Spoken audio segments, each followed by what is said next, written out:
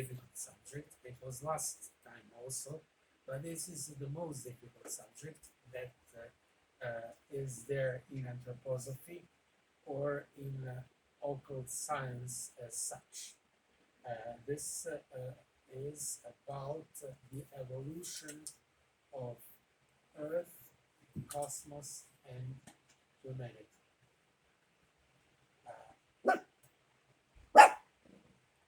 From which way to approach this, because you all read probably this chapter before this lecture today.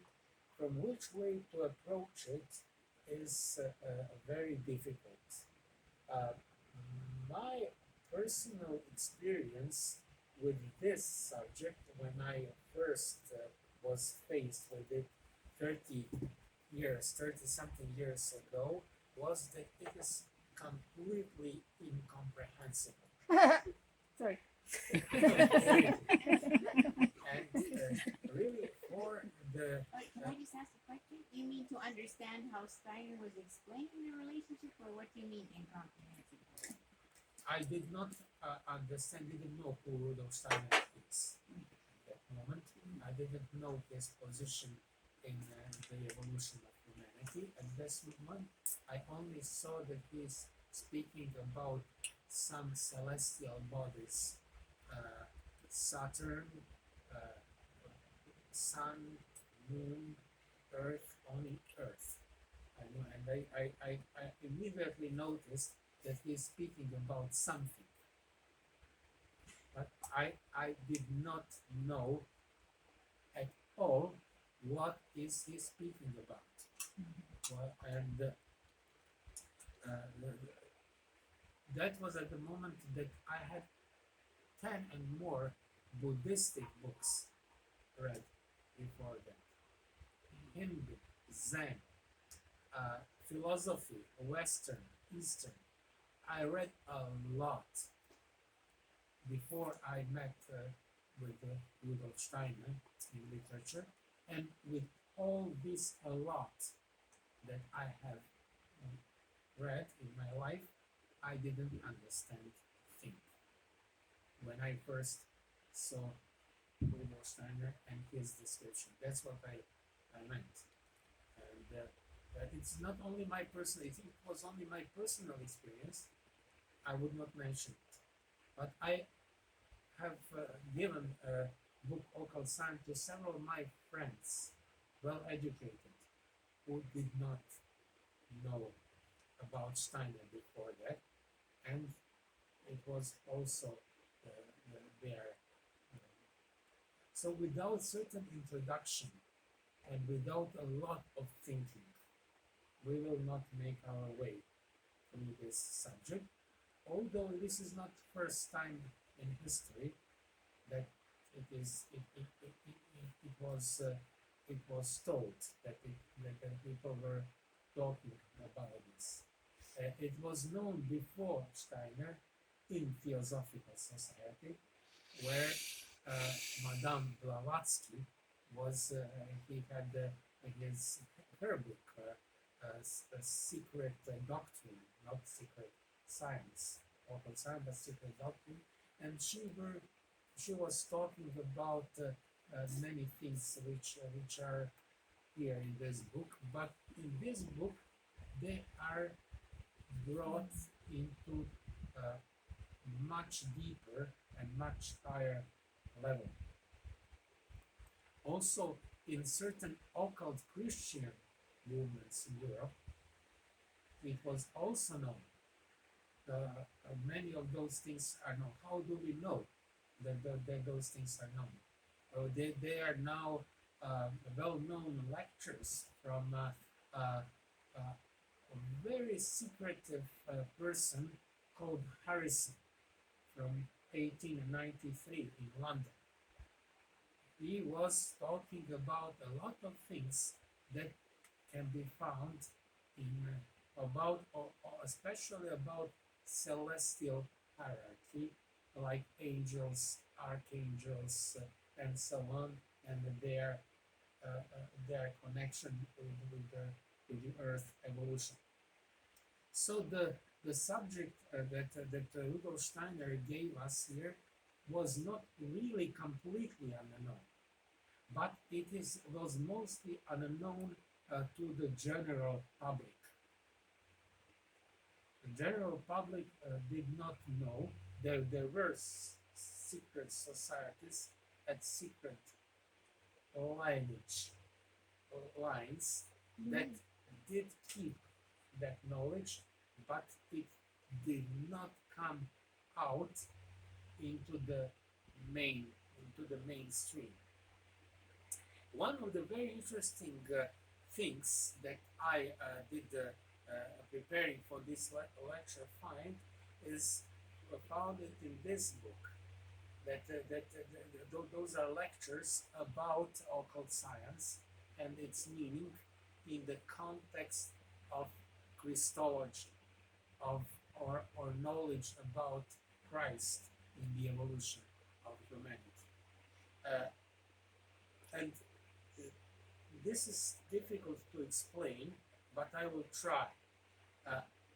Most of the occult knowledge holders, so to call them, like Blavatsky, like theosophists, they went only in their investigation only up to the previous incarnation of Earth, only up to the moon, or down to the moon, back to the moon.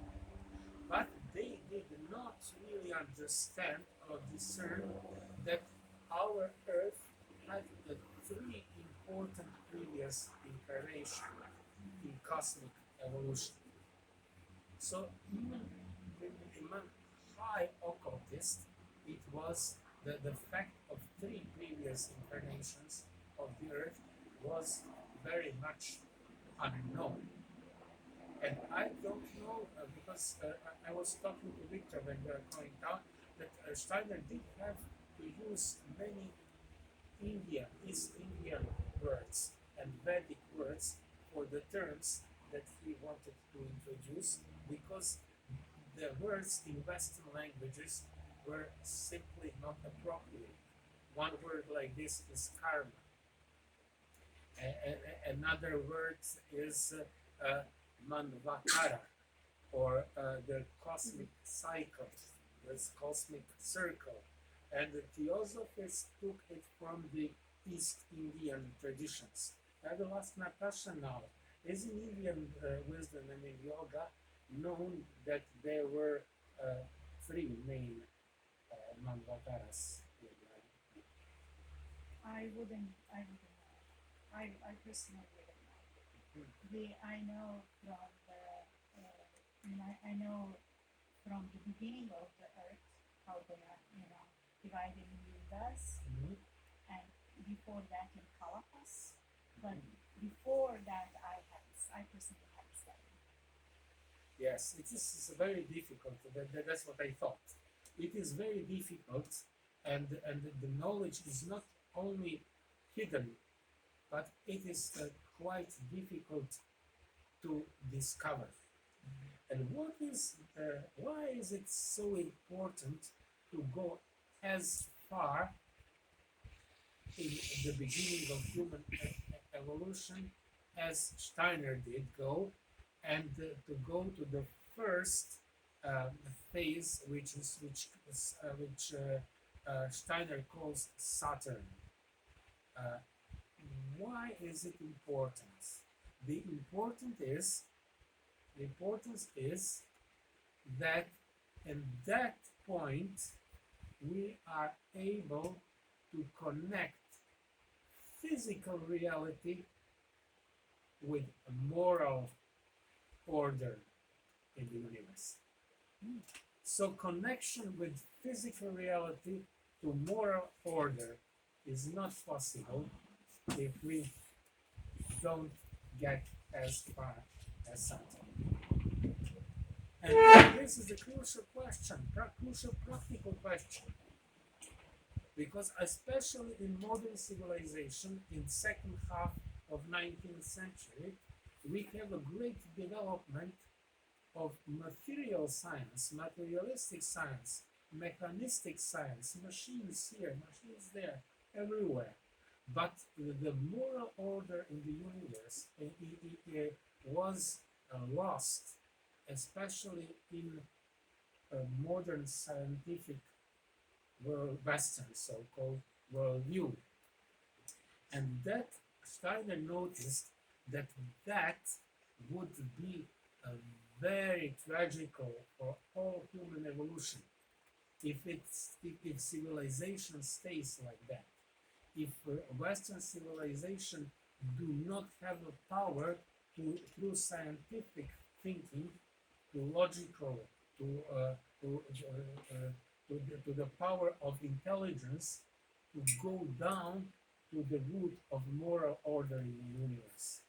If it wouldn't be possible, we would have a generation of people as we have now, who don't believe that their lives have a consequence. They don't believe that it change anything if they believe this or they believe that.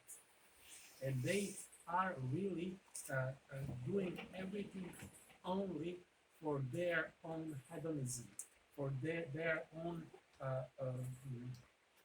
very narrow materialistic benefit.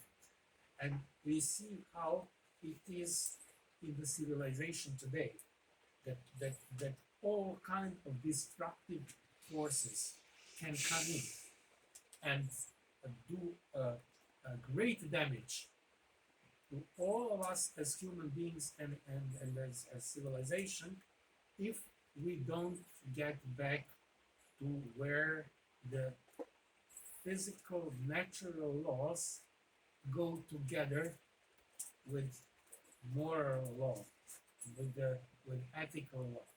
And that's why we go so far back in history, an evolution of the world, as this first phase of Saturn, where at the beginning nothing material existed, but there was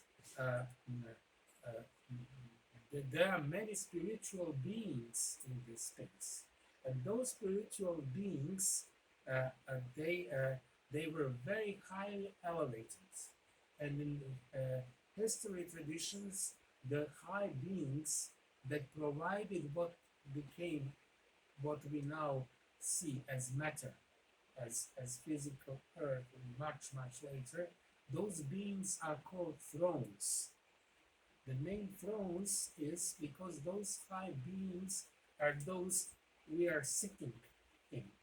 They are like thrones because their willpower, their the part of their being which can be compared with willpower in human beings was the first material from which the other spirits started to work on.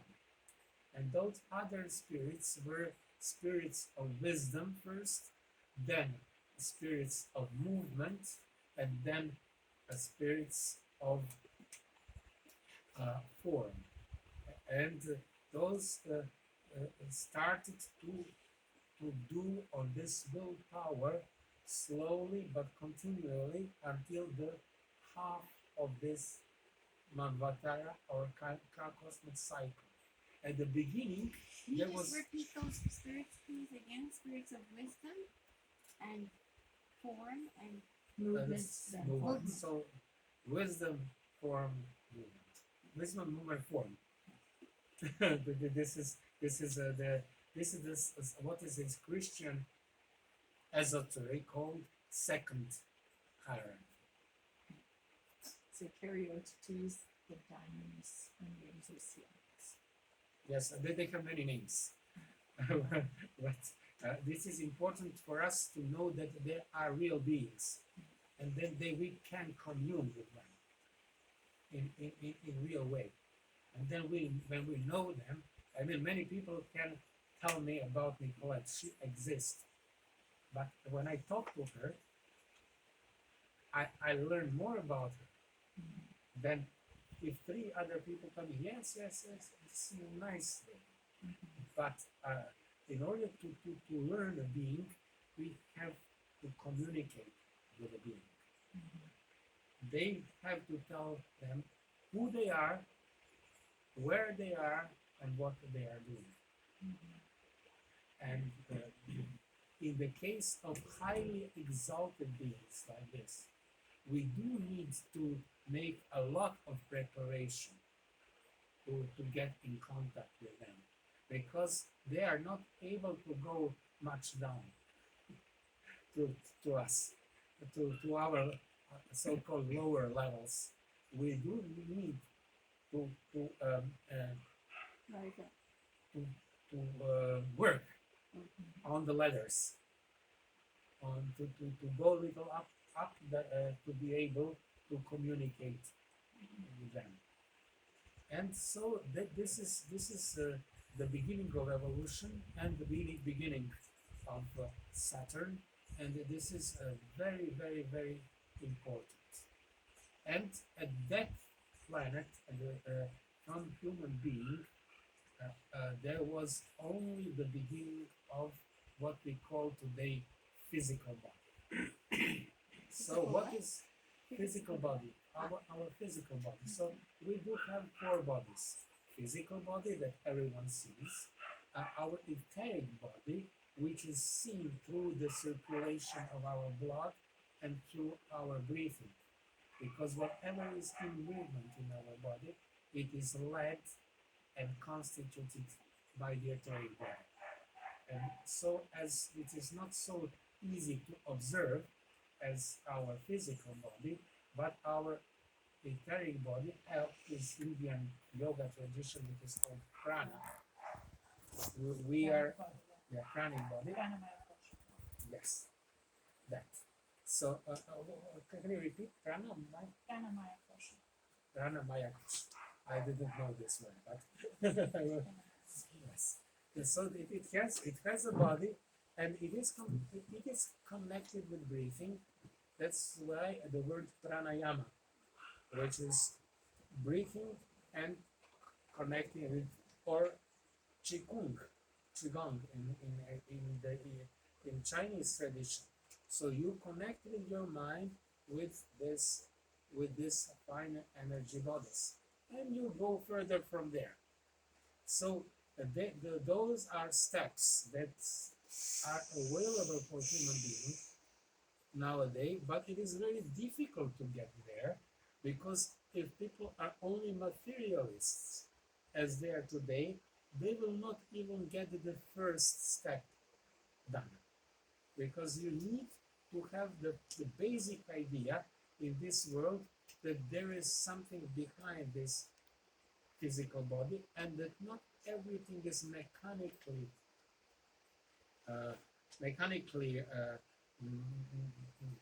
manipulated, but there is a life force which grows inside and has its own growth in itself. But in Saturn, this life force was not still in man. Everything that was from man nowadays was a physical body. Then when a second incarnation came after a night's sleep, it was the incarnation of sun. Then in human body, life force was integrated. But in order to be done that to happen, the cosmical beings had to evolve. So this middle second hierarchy, or the spirit of movement or dynamics, they had to evolve on the higher level, so that they can give life force to human beings. But I have to go faster, a little bit faster than Steiner now, because we need to follow several lines, but faster. We have in Moon, we had the astral body, or in human being attached, and on Earth we have the ego. where do we have ego here in human beings? Or the ego, what is ego? Ego is a real individuality. Ego is what is the core of individuality in universe. Every being in universe who has ego has individuality, and every being which has individuality has ego. And ego has further stages of development, but we will talk about that later. Ego is in human body, which is now, as we can see, we are very upright. We are not like animals parallel to the to the earth, but we are upright like plants. But we do have our head up and our reproduction organs down, while plants have their reproduction organs up and their head down in their root. The root is the head of the plant. So we are opposite to plants, and with animals we make cross, the sign of cross. And with the sign of cross in human beings, in that point of cross we have ego. And ego is connected with warmth, with the blood and with the warmth. And through this warm body, we can even now when we get in our body now, when we get excited, we get red, we blush, and we get afraid, we get pale. The blood goes out from our so the blood and warmth in our organism is controlled unconsciously now by our ego, but the control of our physical body through yoga or the other means of anthroposophical, higher anthroposophical work can be more and more under control. And then we can see that through warmth we are getting hold of everything. So we start with the warmth. From warmth we go to the air. From air we go to the watery element. From there we go to mineral, physical element, which is under physical laws. We do have to do all these steps. And when we feel ourselves as warmth, as ego, we go back to Saturn. And this is highly important for ourselves to understand physical body of warmth, because through this we are getting hold of the highest possible element of man, which is called spiritual man or Atman in Indian tradition. So, Rajko, sorry, can I interrupt? So, spirit from Saturn, physical from the sun, astral from the moon, and ego from the earth. Warmth, Saturn. She's physical. Air, yes. Warmth is The physical. seed of physical. The seed of physical from Saturn, the sun, Seed of etheric, there, okay. And then the moon, astral, yes, and then the earth, ego. yes, Okay. In the sun, you can combine air and light. yes. Yeah. Okay. Yes, it's interesting because all those things alchemically can be proved. Mhm. And alchemy is the old name for chemistry, Mhm. only more complete. And this is all the civilization, all ancient civilization had their alchemical knowledge. So, and this kind of knowledge died out around Middle Ages. And in the modern civilization, now everything is only material. But what is the essence of alchemy? Of what? Alchemy. The essence is that we not only see physical processes in retorts and in the universe, but we pull it in our soul. We do live together with the oxygen, with the carbon dioxide, with all the elements. We do as they are in us. We do raise our level of consciousness so that we can feel those elements around the universe which are constantly in movement, constantly in opposing each other or helping each other. That we see those elements as part of ourself and as part of our body, because our body is microcosm. And when we see that, it is then very easy, if we follow that line to the end, to find out where morality goes together with volcanoes and earthquakes, with rain and with thunder. Everything that old people, like native people here in Australia, in everywhere in the world, old civilization, they knew that there is a great connection between earth, the heaven, and the man. And that connection is not only abstract. It's not that a man is here and the world is there, but we and the world are one, actually. And that knowledge was very well known in all India, in all China, everywhere. But it is wrong to say that we are only get more stupid, you know, and that we because that knowledge is not obvious to us anymore. We do have to work on ourselves to get that knowledge back, but it was necessary that knowledge is not obvious, because we couldn't be free. We can think in abstract way that we would be free no matter what, but that is not so.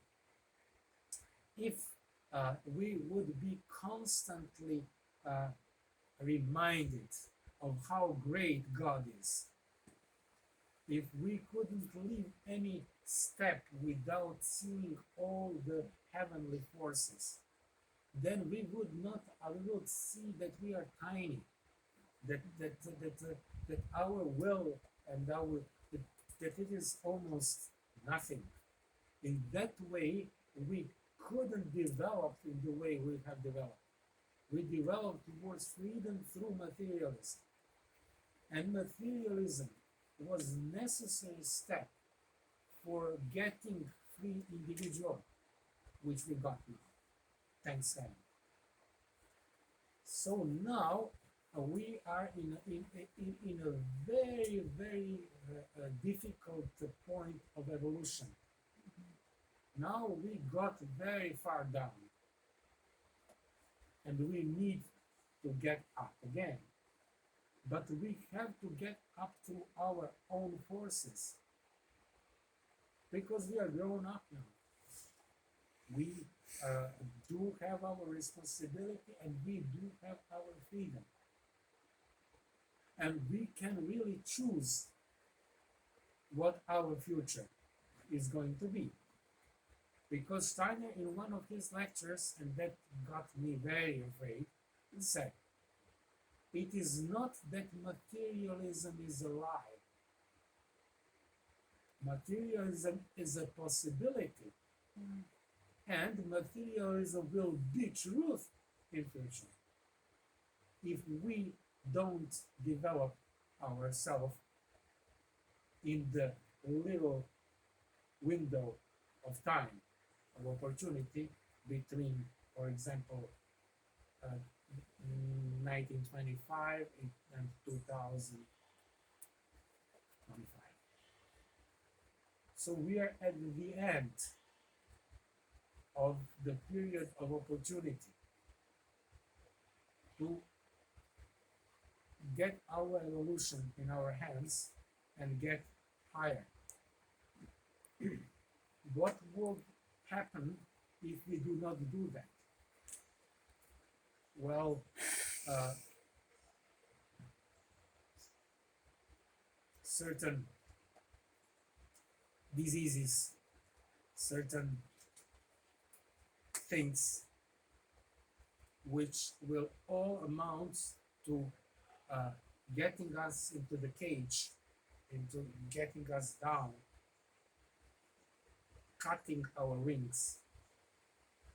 So we do not, we should not lose time. Even if we have a little more time than I said, it is only good. But we should not, for example, wait for another hour incarnation and say, well, this is too difficult now.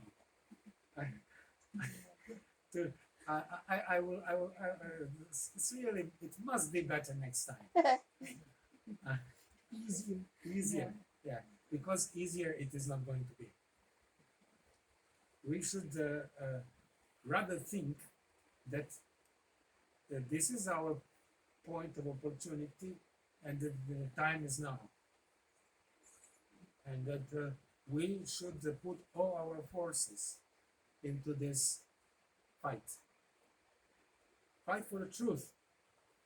When Steiner asked how, when the pupils asked, students asked Steiner, what should we do in order to defend anthroposophy? They said, nothing else but speak the truth. Nothing else but seek the truth. And as Christ said, I am a truth, I am the way, and I am life.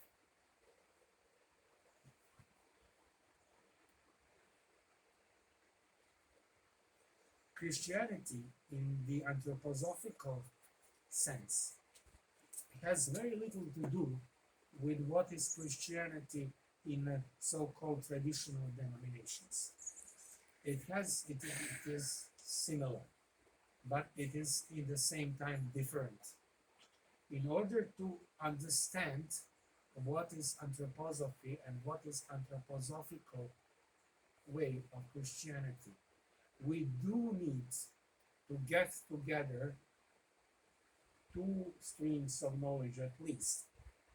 And one is what was given to us through church, and the other one is what was given to us through history from pagan sources.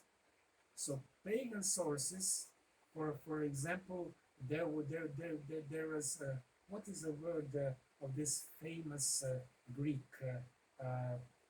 pagan woman of wisdom who was killed by church people in 5th century. Hypatia.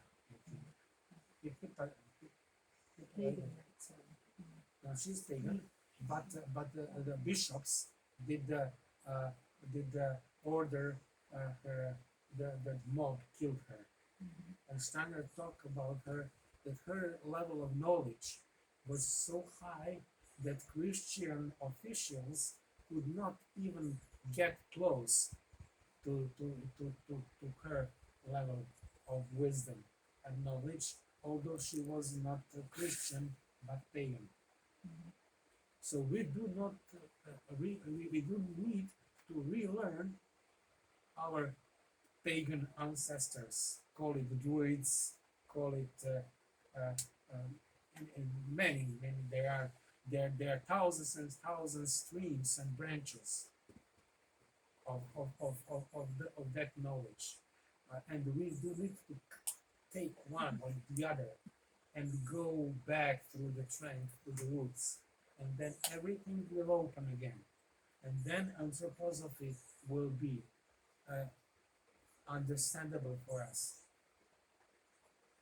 But this is a great work, and without that work, we cannot hope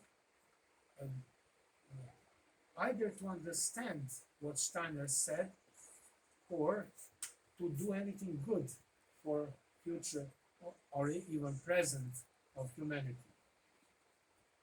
We do need to make and this is such a great, such a beautiful knowledge, as Michelle showed me. They do teach children in school about the cosmic evolution from Saturn to Earth and up. So there is there. It goes like this. That wasn't for the children, that was for us during our teacher training. Yes, That wasn't for the children, that was for us during our teacher training. yes, yes. But it is great, and it is true, and it is rich. So life is so beautiful. Life is rich when we come to this knowledge, when we get closer to this knowledge. And life is dull. Life is dead, deadening, if we just keep ourselves surrounded with what mainstream media are, are getting as a message to us. Because they are getting subliminal message that nothing has sense, that we have no meaning, that we have no power. And Christ said, do not, what did really Christ say? You know that better than me. Do not give yourself up easily because you are paid with a high price. Yes, you have been bought with a price. Yes, you've been bought with a price. There's many spiritual beings, and this is the essence of energy, are working even now and will be working in the future with us together. We are not alone. And we are on the shoulders of giants, literally. But now is our time. Now they have to let us go, like we have to let our children go when they get in 18, 19, 20, whenever. We do have to let them go because it is not going to be well with them if they get controlled by us, no matter that we think that we know better for them, that we have so much more experience, which probably we do, but we do have to give freedom to even our own children. And how much more is it true for us when we as a humanity, as a new cosmic race, as a new hierarchy of men, did come to the point where we need to make our own decisions. And in order to do it in the proper way, we have to go back to Saturn, Sun, Moon, and up to this Earth, because in this Earth there are the phases of Saturn in everything that is warm and physical, the phases of Sun in everything that is light, dark, that is there is a fire and there is a smoke. Those two things come from Sun. Fire goes up, smoke goes down.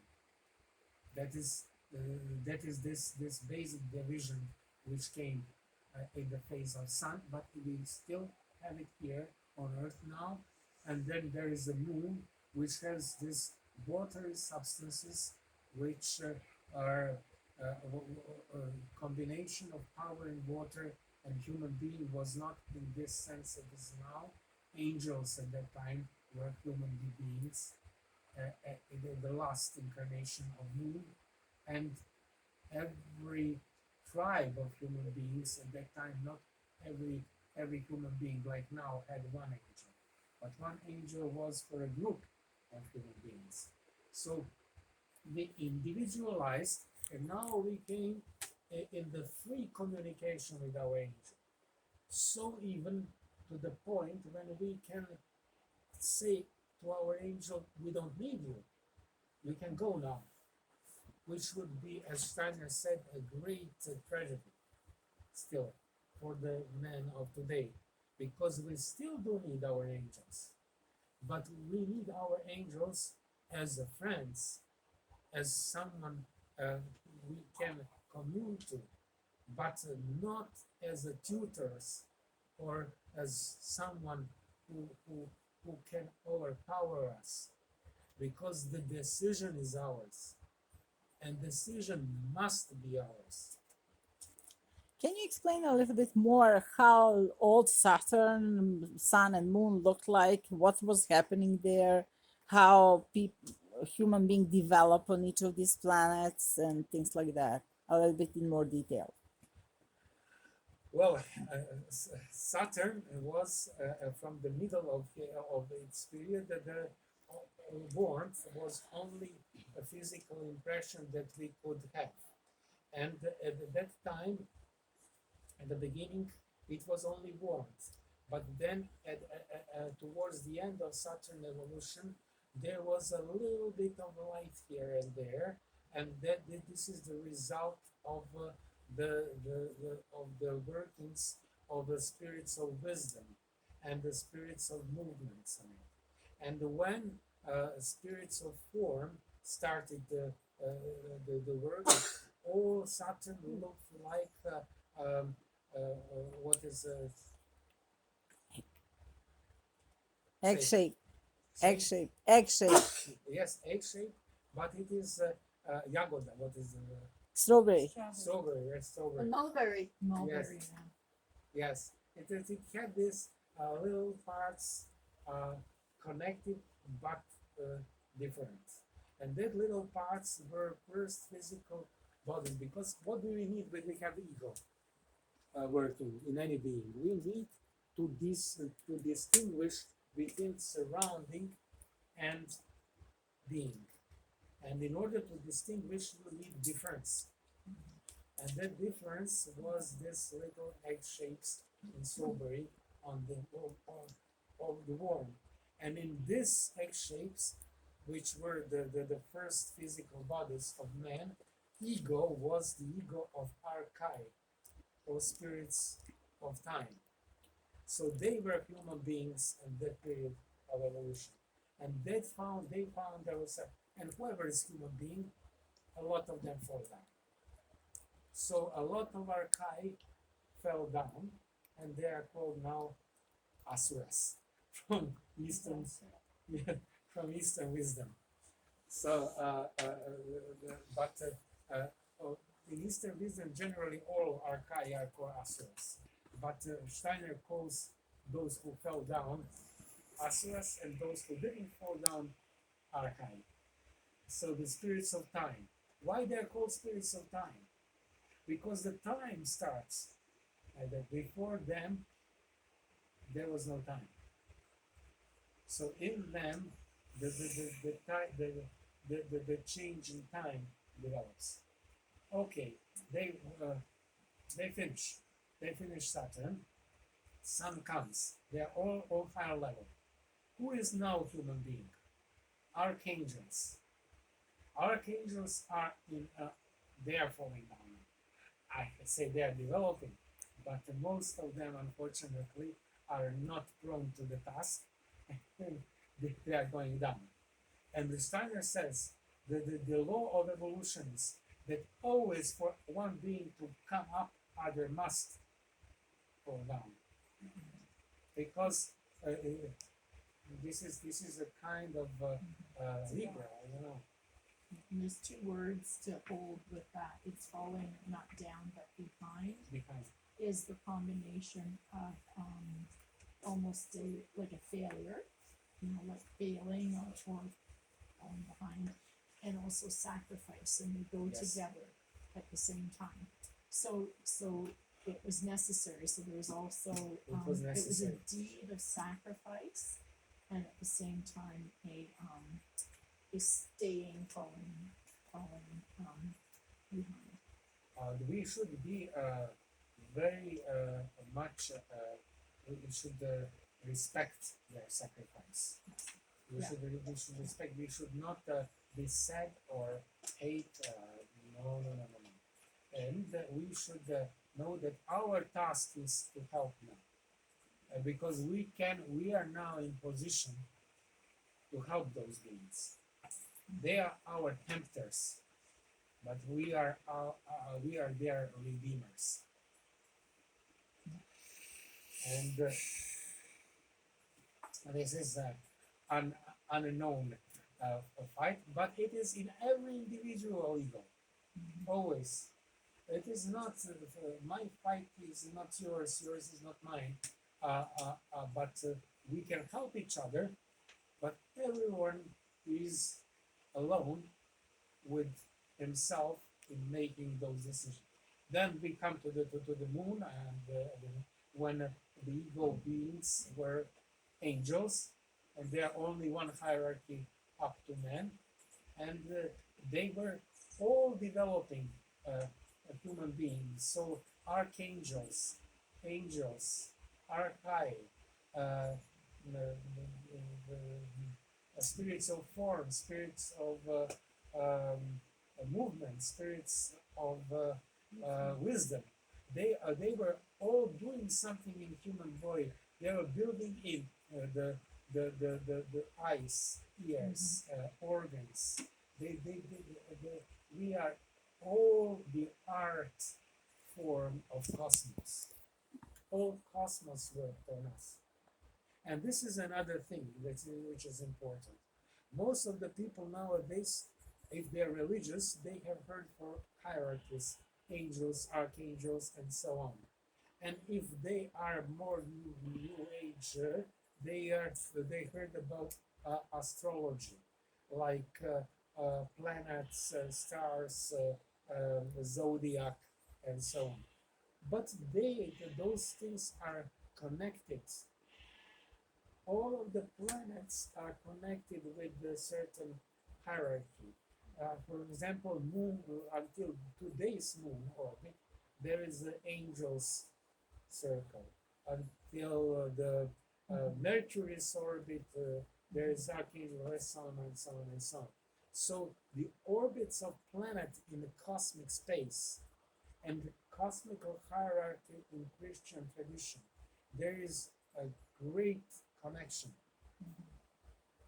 And we understand this, then we understand connection about everything in human history, about everything in human tradition, which we don't either nowadays do not know, or we know it very partially. Certain people know one thing, certain people know another thing, but they are fighting each other like they're in opposing ideologies. But they don't understand where those knowledge gets together in one point, higher point. And so that then we came to Earth. One more thing. Every planet recapitulates the stages from before. So Earth recapitulated Saturn, Sun, Moon, and everything before she got, and every recapitulation is on higher level than, and then the seed of human being on Earth came as it was on Moon. But as all Earth came in the higher, in the different position than Moon, so mineral forces were added to the Earth. So now the spirits of form got to the higher level, and they were able to sacrifice their ego to us. So now we are men. Now we are beings with ego. And why Christ, as the spirit of form, is so connected with our ego?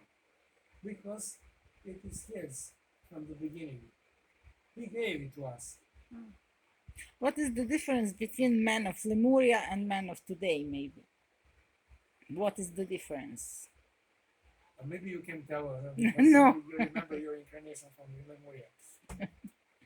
Tell us the sentences and I will continue. The only difference is that at the beginning, this ego that you're talking about was surrounding man, and the level of consciousness was pretty different because people were, when they were in higher worlds, they were conscious of themselves, but when they were in human bodies, they were just surrounded by ego, and they were not so conscious about what is happening with them. And then during earth evolution, actually ego managed to come into the human body and separate each individual as one human body with one ego.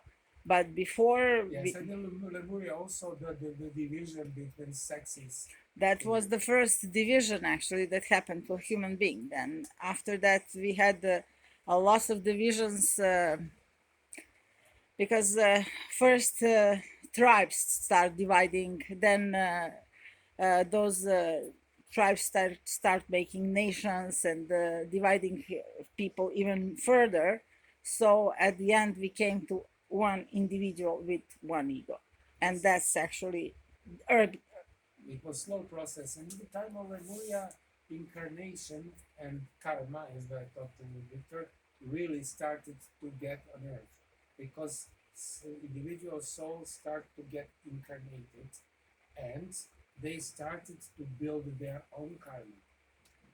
And the process went further and further and further through Lemuria, then it became Atlantis, and then it came a post-Atlantean period in which we live now.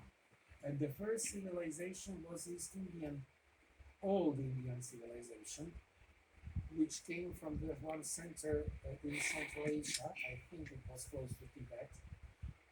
I'm not sure what. No, so The location, yeah. it's more central.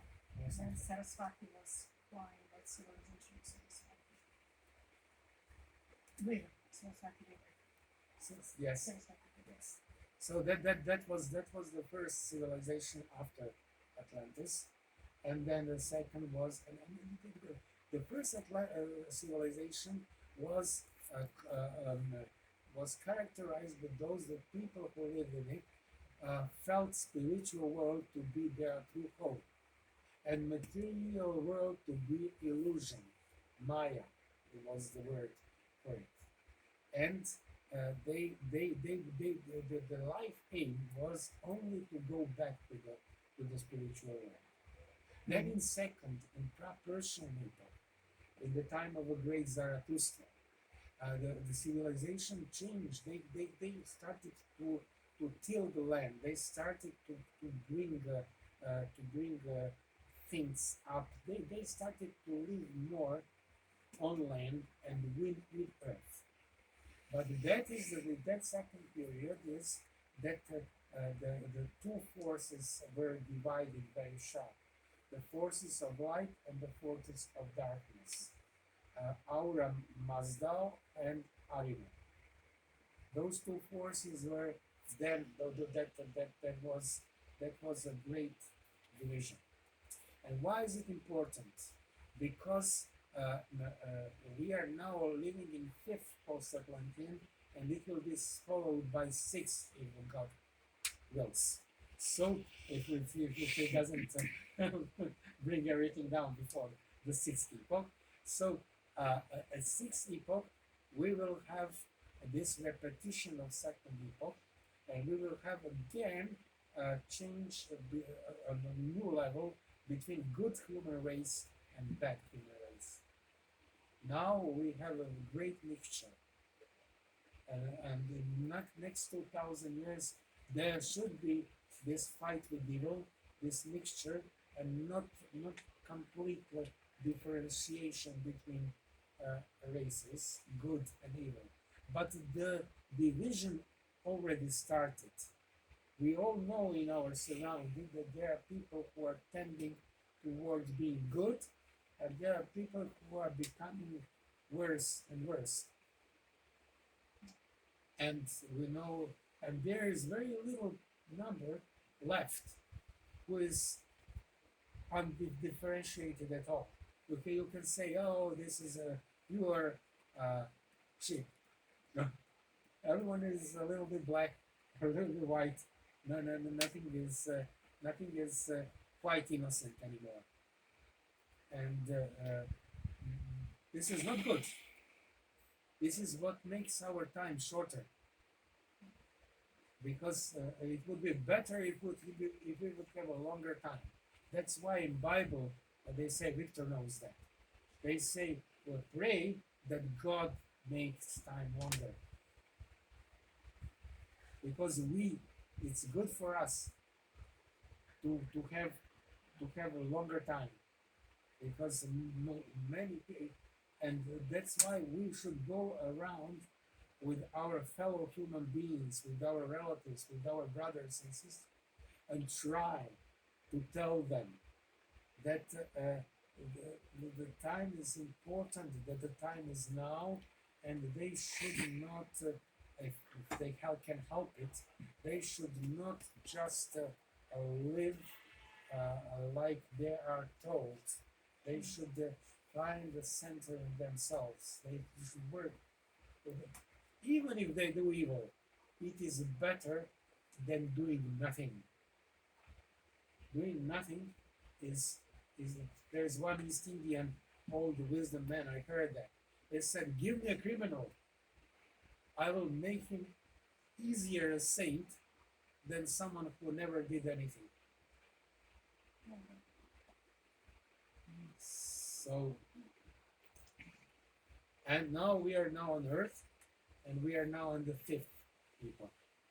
Before that, we had the second, third. Third was Egyptian epoch, Egyptian, Chaldean, Babylonian, as full name goes.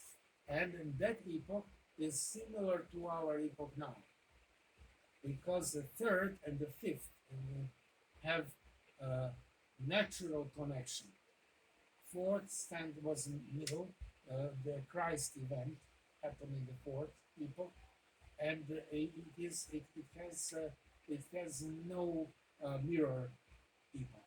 But the fifth, third, second, sixth, and first seven have a mirror past and future.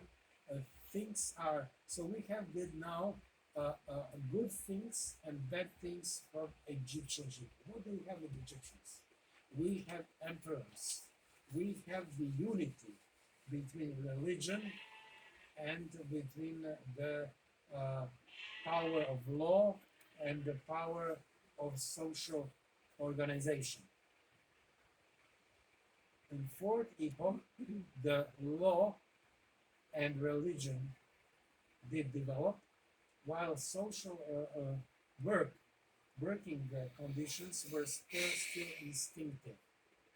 Now in the fifth epoch, we cannot be instinctive anymore in our social development. We do need to use our spirit, our intelligence, our knowledge, our force to build society.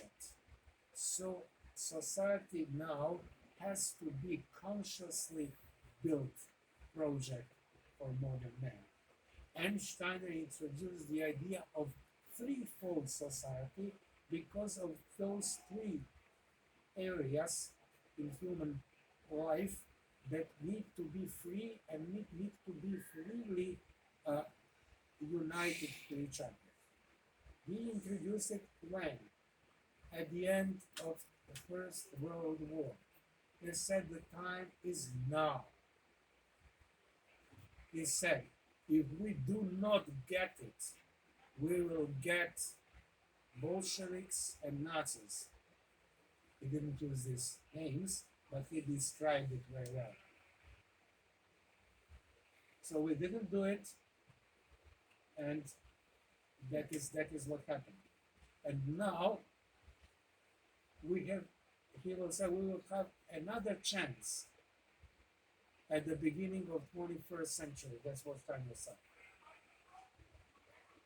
And if we lose that one, then we will have 1,000 years of darkness. And what is going on? We are now deciding the fate of whole fifth post-Atlantic epoch. Because we have, as Terry Boardman said in one of his last articles of his website, and I recommend everyone to go to Terry Boardman's website and read this. He said, we did have a chance for threefold social order and we missed it.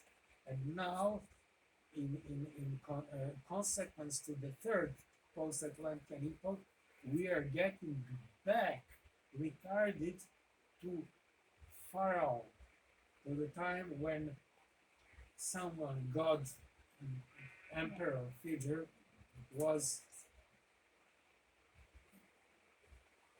telling everyone what to do. There was a one force of power: spiritual, material, and legal. Everything was in one. So it started at getting to two, but the two is uncertain. So it will either get to three, like triangle, or it will get back to one. And then God help us. Because we as individuals cannot develop in a very retarded society. We need to make society better. We cannot say, as I told at the beginning, we cannot say now we will sleep through this information, like this poor singer Avicii, who said, I will sleep now, wake me up when I get older and wiser, but then he died at his 26. So, What was that guy's name? Terry Terry Boardman. Boardman. Terry Boardman. T-E-R-R-Y. Boardman. So one of the best anthropologists, in my opinion, today. I have a question. The difference between ego that Steiner talks about and the ego that most people today are familiar with, that is based on Freud and Jung and psychology. What what is there a difference? Are they parallel? Are they like what? That's it. I will continue with where I stopped. I said that we have the dilemma, and that we have a choice. What Freud says basically is we have this ego. You see that we have this. This is a nuance problem. It's a great problem. We had to find a way to get rid of this and get back to this nice condition when ego was not torturing us. Isn't it easier? Isn't it more beautiful? Aren't we more healthy without ego? That is what Freud said. And this is a different. So he knows about ego. But he is adversarially instructed. Same as Nietzsche. They were all the people from the end of 19th century. They had a great, and Dostoevsky. They had a big problem with ego. Yeah. They didn't know what to do. They would like to solve the problem, but easier solve the problem is to throw the baby out with the dirty water. so there is a saying in our country when we, Natasha and us came from, they said that when gypsies always have many children. When the child comes to them and the child is dirty, and they say to each other, shall we wash this one or make another one?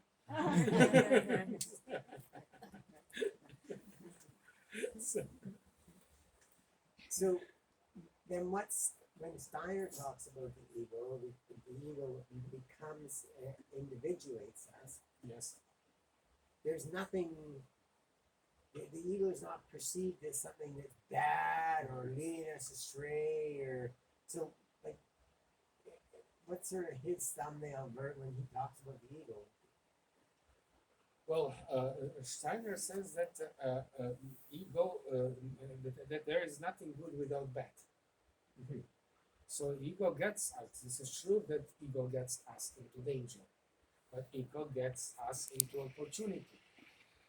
So ego is working its way through life, and there are some people who think that life is not worth living, but there are some people who think that it is worth living even if they're in jail. Even like Dostoevsky, he was under fire squad, and he thought that he would die, and he was everywhere, everything. But he still always thought that the life is worth living. But Steiner And was talking about higher ego and lower ego. Yeah. Maybe you can explain this. well, what we consider as our ego is actually not our real ego. It is the shadow of our real ego. Our real ego never truly completely incarnates. It is always spiritual being. It's like an angel. But as much as angel cannot live in this world which is dark and muddy and with so many, so also our ego, which has angelic uh, mm, Elements. characteristics, features. So that ego is not capable of uh, completely going. We have to go up to get to our ego. But we always have a shadow, like our body gives a shadow, and we see our shadow, that shadow, as ourself. So the shadow of ego inside the human beings we feel as our ego. And that ego is basically selfish. Our true ego loves the world. True ego is a part of the world. True ego is Christ, part of Christ. But our shadow, its shadow is everything which the shadow is. It is. It can everything. It can be filled with everything, and so we what we consider without spiritual work as our ego is something which is from the beginning um, um, spoiled by Lucifer. So Lucifer tells, "Oh, you are good." Goran can tell us. He knows very well how Lucifer speaks to us. Say a few of these beautiful sentences that you. I'm not sure which one to say, you know. I know what you want to say. Yes, please. Yes. Basically, we feel that this is what we feel as our center of identity is not really our true ego, our true self, like we explained. And it is open to Luciferic influence, so we feel first of all separated from others, and then we feel that other people, just being others, are that we feel better than them. Sometimes we even feel worse than them, and that still feeds our ego. Our ego is always hungry, lower ego. Is always hungry, is looking for appreciation, looking for recognition from the others, and can feed on a complex of inferiority as well as from complex of superiority. That's kind of weird, you know? But it's always needs to be fed. And most people mistakenly believe that that's the only ego there is. And that's a grave danger. When you're trapped in your ego, you can't get, no matter what you do, no matter what you do, your life will not be meaningful. And there is no way out of your lower ego if you're stuck with it. So the moment you realize that in addition, above and beyond your regular ego, which is necessary for your dealing with the physical world, you have to have your lower ego, you have to have your name. People a cannot lot, yeah. people cannot call me you, but they have to use my name, and then my name gets attached to my lower ego, and then this thoughts and all that. So it's all part of a normal life to start with, but then elevated person who works on himself spiritually eventually realizes that that's not all there is. There must be something else, and if he or she is lucky, then we can get the sense of something higher than us.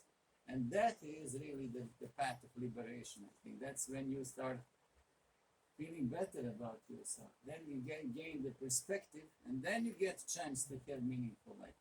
Yes. How far would you go? That's individual karma and depends on your efforts. But really, that's the breaking point. And if you don't do that breaking point, you are prescribed to misery for the rest of your life. And that's fine for some people. They decide to be unhappy, and that's perfectly fine. That's their decision. But for those of us who really like to make life meaningful and be happier, that step is necessary. To realize that there is something about you, which is still you, which is even way more so you than what you think is you, a little tiny unhappy me. Yeah, that's Wow. Well Because said. there's so much that is so good. Because there's so much today that's all about getting rid of the ego, squashing the ego, killing the ego, and I'm just like, no. That just doesn't. So thank you. Between the two of you, you have Yes. helped immensely. I knew that my friend can do it, and it's easier to speak about those things when you have someone to call upon. I would like to ask once when you get aware of the higher ego, higher self, what is next? What is God? Please save the children. Okay. Because we already have the further, right? So, but I don't know about Steiner. Well, What he said about it. He said that this is what Steiner said with the so-called small guardian of the threshold and the big guardian of the threshold. So Steiner said whenever someone gets into the spiritual world, getting into the spiritual world is not easy and is not safe for unprepared person. That's why you need to get preparation, and again preparation in order to get in one day when the spiritual powers see you fit to the meeting with the smaller guardian of the threshold of spiritual world. And that smaller guardian is one very ugly being. This is yourself. You see on this smaller guardian your lower self. Yeah, I know. Yeah. You see in this smaller guardian all the shadows of everything you did wrong, ever, in all incarnations, not only in this. not a pretty picture.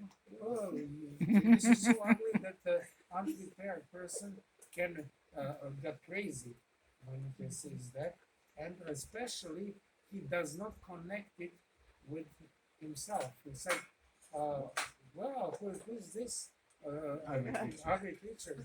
It cannot be me."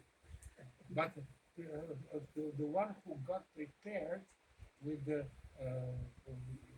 previous word, he recognized exactly from his own self-observation that that being that he sees coming towards himself from the universe is the result of his own being, and he said, I must now work in all my further incarnation consciously towards cleaning up this mess, which is mine from the beginning. But then he said, who will help? What is the ideal? What is the aim? And then comes the higher guardian of the threshold, our higher ego, which is Christ himself. I said, very shiny, very beautiful being. He said, this is me, and this is you, but you can be as me. If you want, I will help. Let us go to work together. Well, because nobody can do it without help. But help comes. And then he knows what to do, he knows how to do, he has all the time in the world, and that is the path. But what is happening with ego at the end? What is happening with ego? For ego to survive, Is it dissolved for end, ego or to stay till the end of the world? You know, and yes, what stays as an individual forever, for ego to survive, or is it become? for ego, what is ego?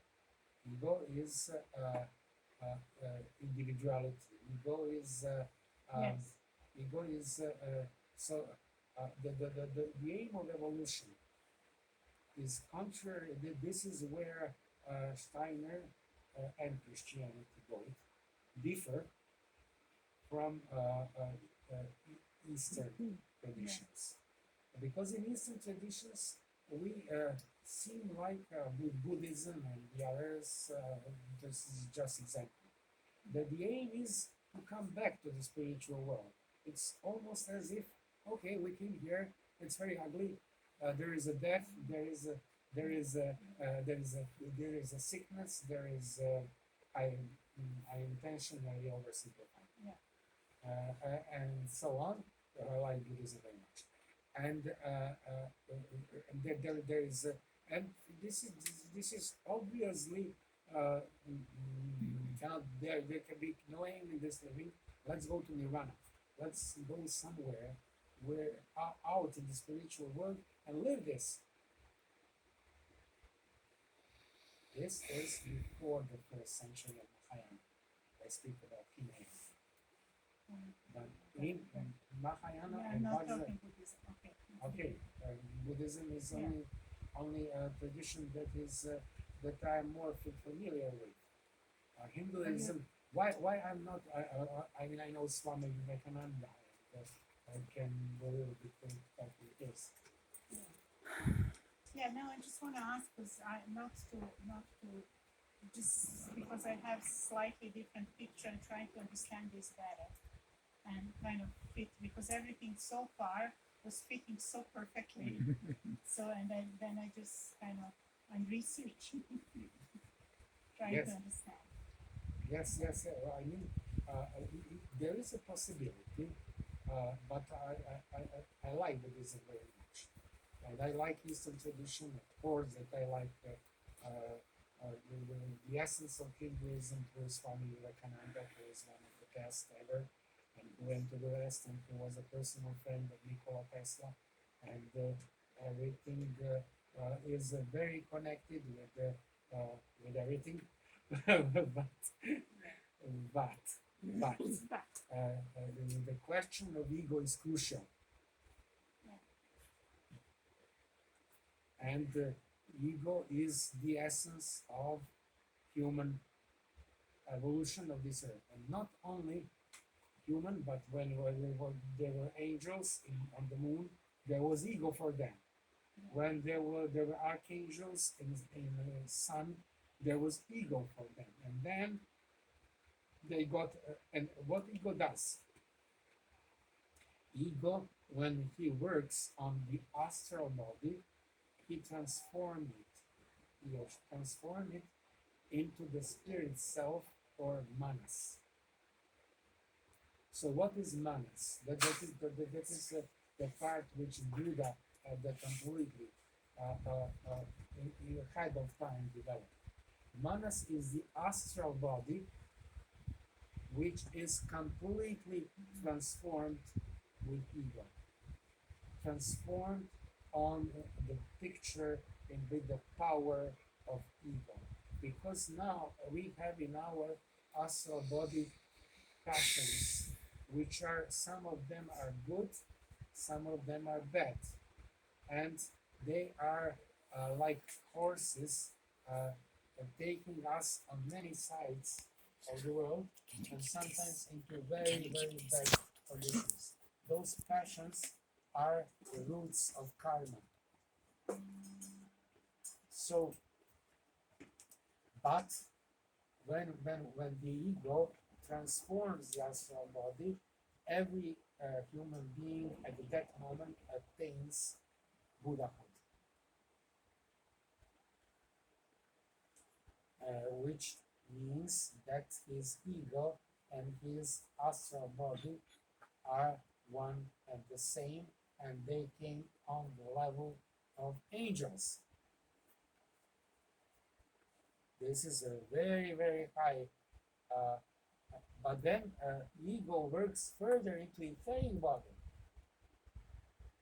and change etheric body, and it works. And when it changes etheric body, in Eastern traditions, it is called Buddhi. Buddhi is an etheric life body or life spirit.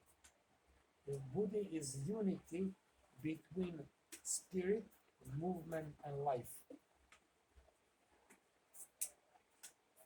So you get into the root of life with your ego when you transform your etheric body to Buddhi, and you get on the stage where now archangels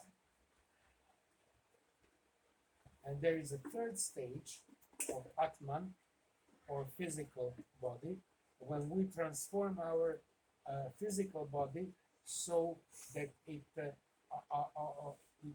gets transformed by the ego, which is the most difficult task of all. Then we become spiritual human and get into the level that archai are now. Or Can I Archangel say, Michael also. question? Like, some people I think get really stuck in their lives, and this is becoming more common, and they take psychedelic drugs. So what would Steiner say about that? It happened already in Steiner's time. And he said that this practice is completely wrong for today. Dangerous, very dangerous. As a matter of fact, those drugs are taking the parts of our ego and giving that as a food to very retarded beings called asuras. And you bypass the And you guardian. cannot never retrieve it, even through reincarnation. So it cannot be said how dangerous it is. It is very dangerous. But people don't know that, because people don't try, don't start from anything. They just got stuck, but this is not their fault even. Because in education, nowadays, very carefully, they moved out all parts which could lead human being to the spiritual and the universe. This is almost as if they consciously did change education towards stupefying the young Oh, people. absolutely. Yeah. Like since before Steiner's time, they started doing that. Yes. Can I add something to the picture?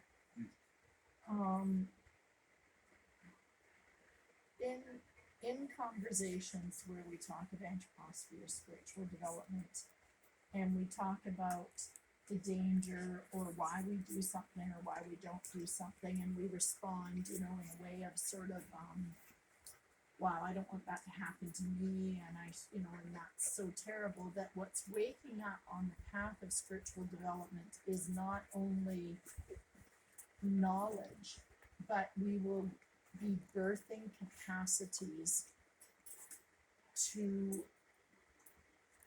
help redeem, save all souls who are not in the position to make these decisions, and that course of development is actually part of creation. So just as we talked about beings that sacrifice themselves and fall behind, that fellow human beings at some level are also playing their part by doing the wrong. And if we thought of us artists, and if we think of from Saturn down to matter, we go from fire through 4 stages to matter, to this complete densification. We also have the lawfulness of creation. Humans are co-creators. So at first, we're motivated by this given ego to do something right. And one of the most tempting thoughts is to hear what is wrong and to stop others from doing it. But the true path is to address that aspect in yourself. And you'll find that Steiner also writes, Steiner says a lot of here's what you do, here's what you do, here's what you do, and they often counter each other. But if we can do the work to be the light, to as we are seeking this I am being, that we start to become leaders in our seeking, not in the telling, in the informing. So informing and speaking, we start to see informing as a formational aspect. And I find that one picture that helps me, because we're talking about lower ego and higher ego, is just hold a picture of this given lower ego and a true ego, and you ask what's next. And that in relationship with this true ego, which traces right back to before the fall of man in Lemuria, which is where it happened. The original sin was not us, but this aspect of true self, lower self, in relationship, in freedom, gives birth to the higher ego. The higher ego is not a given. It doesn't exist already. We birth it. And it's only in relationship with this being that we're all coming to know, whether we call it greater guardian, whether we call it source or Christ. Very well said. Thank Yeah. you. I didn't put it. Oh, but it's so helpful for me because you go on, and it's actually valuable to go on that TD Totter, lower self, higher self, lower self, higher self. Oh yeah, higher self. And where higher ego, where the secret in higher ego is here is the secret between what is transient and what is eternal. So nature mirrors the spiritual world. It is the picture, the reflected truth of the cosmic world, but it will go the way of Earth.